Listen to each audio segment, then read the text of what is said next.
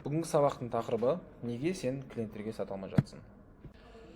Сендерді көргеніме қуаныштымын. Бүгінгі бөлісетін тақырыбым әлемде мыңнан астам ақша табу, сату жолдары бар. Бірақ өзім таңдаған жолмен бөлісетін боламын. Өзімнің авторлық методикаларым, сату бойынша жұмыстарым, соның бәрі осы бір слайдта этап-этаппен сіздерге ашатын боламын. Так, бүгінгі разборда Батыр Кенжебек деген кім? Дұрыс продажа қалай болады, неге көп эксперттер және мамандар аз сатады, немесе мүлдем сатылымдар жоқ, продажалар жоқ. Төртіншісі, продажаны көтерудің 5 нақты қадамдарымен бөлісетін боламын. Так, қысқаша айтып өтейін. Есімім Кенжебек. Қазіргі таңда Амо Қазақстан компаниясының негізін қалаушысымын. Онымен қоса аяқ киім тазалайтын орталық бар, Пулито, және Райтур деген туристік агенттігім бар данный момент. Қазіргі таңға дейін 50-ден астам колл-центрлармен жұмыс жасадым. Ол, то есть компаниялар әр колл-центрде 8, 10, 20 менеджермен жұмыс жасайды. Оның ішінде Дубай Колесо деген сияқты үлкен компаниялар бар. Так, сату бойынша тренерлік сабақтарымда 500-ден астам менеджерлар өтті. То есть өзім сату бойынша тренермін, және өзімде сату процесінде всегда қатысамын. Онымен қоса менеджерларды соған үйретемін. Үлкен бизнес форумдардың организаторымын. Шымкент бизнес форум, стартап форум деген сияқты Алматы, Шымкент, Қарағанды қалаларында форумдарды жасап, реализовать етіп жүрдік. Так, сату. Қысқаша айтатын болсам, продажа. Негізі бұл контенттің ішінде мен орысша да сөз, қазақша да сөз пайдаланам. Кейбір моменттерді қазақшаға аударсақ, сәл қиын болып қалады. Продажа. Бұл жай товарды ақшаға айырбастау емес. Бірінші этап. Екіншісі, бұл искусство влиять, убеждать. Клиентке шешім қабылдауға көмектесу. Есіңде болсын, сату клиенттің күмән болған кезінде ғана басталады. Оған дейін сен мысалы счетный оплату жібердің, клиент төледі, бұл сату ретінде саналмайды. Ол, возможно, компанияны біледі, сені таниды и так далее. Ол уже бүкіл возражение жабылған, ол клиент былай хабарға шықса да, шықпаса да алатын клиент. Оны сату этапына алмаймыз. Сату деген, как только клиент возражение айта бастайды, мысалы қымбат дейді, ойланып көрейін дейді, сол этаптардың бәрінен бастап нағыз сату басталады. Және сата білетін адам любой кризиста, любой жерде, любой продуктпен табыс таба алады. Сол туралы өтетін боламыз. Мен үшін сату ол soft skill. Сіздер білесіздер, бізде hard skill бар, soft skill бар.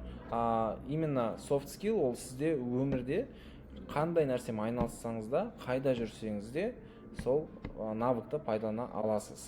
Так, сату, продажа, ол 4 этаптан тұрады. Біріншісі, клиенттің потребностін түсіну. То есть сіз клиент не үшін сізге хабарласты, оған не керек екенін толық түсініп алуыңыз қажет. Екіншісі, өнімнің, өзіңіздің продуктыңыздың ценностін көтеру. Үшінші, бізде ол возражениемен жұмыс жасау.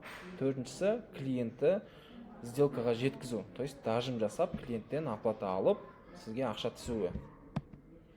Так, енді бастапқы сата алмайтын адамдардың себептерін айтып өтейік. Біріншісі, өнімді білет, бірақ клиенттердің бойдарын, клиенттердің запростарын тыңдамайды, түсінбейді. Возможно, вообще изучать етпеген.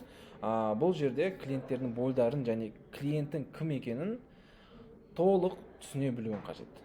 То есть кейбір эксперттерден хабарласып, мысалы сөйлесеміз, сол кезде сұрайым, сен клиенттің кім деген кезде жауап бере алмайды. Ол үлкен қателіктердің бірі. Егер сен өзің клиентіңді танымасаң, сенде сатылым болуы, қысқаша айтсам, екі талай. Сен өзің клиенттің мақсаты неде, қандай продукт қалап тұр, өзі жасына дейін сен өз клиентті білуің керек. Целевой аудиторияны түсінуің керек. Екіншісі, қымбат деген сөзден қорқады. Кейбіреулер қымбат деп айтса, сразу трубканы қоя салады, хорошо деп қоя салады.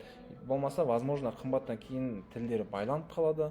Негізі, бұл просто возражение. Қымбат, ойланып көрейін деген возражениемен просто жұмыс жасау керек. Қымбат деген возражениеға сен просто құндылықты, ценності жеткізген жоқ. Жүйе жоқ. Просто надеяться надо. Біреу, мысалы, жасып қалар деген бір себеппен күтіп отырасыз.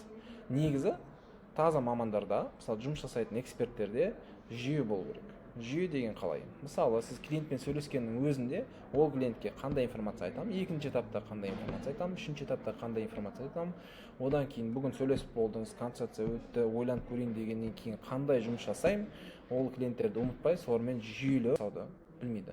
Мысалы, кейбір клиенттер болады, олар сіздің сол дажым жасағаныңызды күтеді. Нарық қазіргі таңда кім дажым жасайды, сол клиентті оплатаға алып барады, соныңкі. То есть бұл жерде сіз, возможно, 100 адаммен сөйлесесіз, соның 10-ы сатып алады. Возможно, сол жерден сіз дажым механикасын пайдаланып, клиентті до конца алып барсаңыз, сделкаға дейін 10 емес, 20 клиенттен оплата алатыныңыз. То есть қысқаша айтатын болсам, айына 1 миллион тауып жүрсеңіз, дажым жасап, сіз уже тура сол затраты на маркетинг, құртқан ақшаңызбен сөйлескен клиенттеріңізбен бірдей, бірақ 2 миллион таба бастайсыз. Ең көп менеджерлардың жіберетін қателіктері осы дажимда тұрады.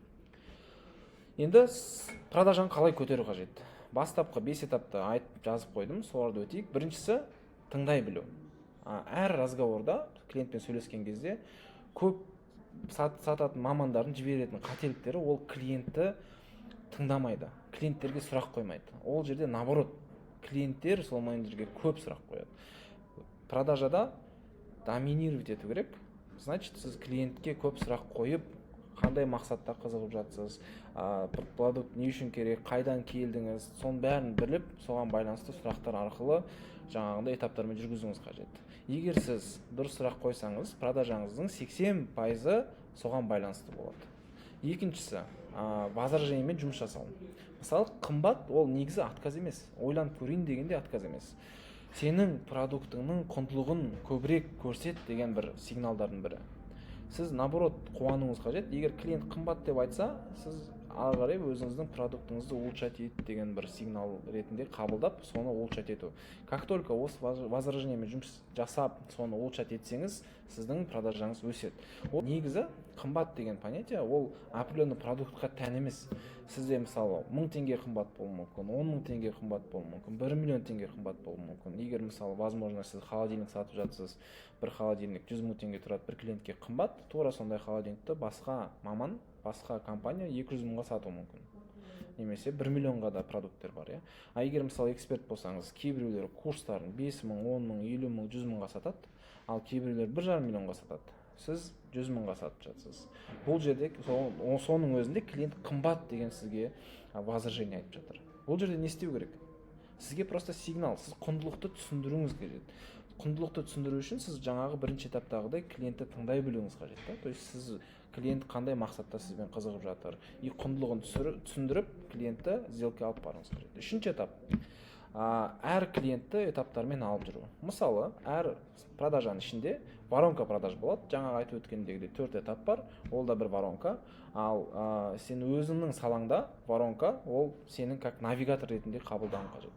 Мысалы, жолға шықтың, 100 метрден кейін оңға немесе солға деген навигаторда инструктор тұрады.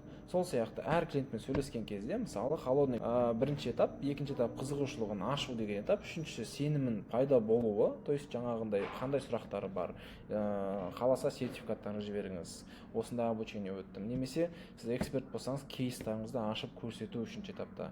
Төртінші, мысалы, дажим, сделка. То есть бұл жерде клиенттерді бір звоноктан толық дажимать ету деген мақсат емес, сіз клиентті этап-этаппен алып жүруіңіз қажет. Хабарластыңыз, қызығушылығын аштыңыз, сөйлестіңіз, бізде осындай продукт бар, сіздің запросыңызға, жаңағы айтқан өзіңіздің сөздеріңізге байланысты бізде как раз осындай бір эксперт бізден обучение өтті. Немесе сіздің запросыңызға байланысты бізде осындай продукт сізге сәйкес келеді. Сіз екінші этапта тұрсыз. Үшіншісі, онымен қоса бізде осындай бір офлайн магазин бар. То есть уже сізде уже сенімге байланысты. Мысалы, бізде осындай командада адам жұмыс жасайды деген сияқты, сеніммен жұмыс жасайды. Төртіншісі, давайте келісейік. Сіз уже дажим механикасын пайдаланасыз. Осы этапта сіз клиентті уже ақша түсіретін жағына қарай дажим жасайсыз. Дажимнан кейін ғана сізде сделка болады. Ол үшінші этап. Төртіншісі бізде экспертность. То есть әр звоноктан кейін, әр сатылымнан кейін сен эксперт болуың қажет, эксперттігіңді арттыруың қажет. Мысалы, егер сен өзің эксперт болып, эксперттігіңді арттырсаң, саған сатылым оңайлай бастайды. Жеңіл сатылымның жолы ол эксперттігіңді арттыру. Мысалы, сен жаңағы айтатын бойынша холодильник сатып жатсың, холодильниктің полный түсінетін болсаң, саған сату оңайырақ болады. Бірінші момент. Екінші момент, клиенттің запросына байланысты қалаған товарын ұсына аласың.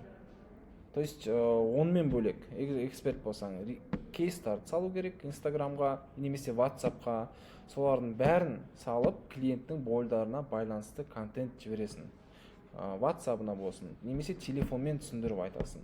Сол себепті көп мамандар мысалы продуктты до конца түсінбей сата бастайды, содан кейін сатылымдар өте төмен болады. Әр звоноктан кейін, әр сатылымнан кейін сен өзіңнің эксперттігіңді арттырып отыруың қажет. Сол определенный уақыт өткеннен кейін сен эксперт ретінде саған продажалар уже жеңіл болады. Жаңағы айтқандағыдай 100 клиенттің 20-сын дажим ғана емес, эксперттігіңмен ғана жаба аласың.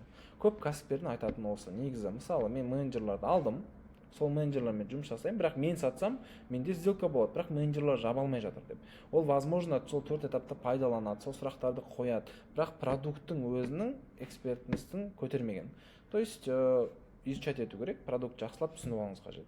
Қандай моменттермен өзіңіз сол продуктты алатын едіңіз, сол орынға да қойып көріңіз негізі.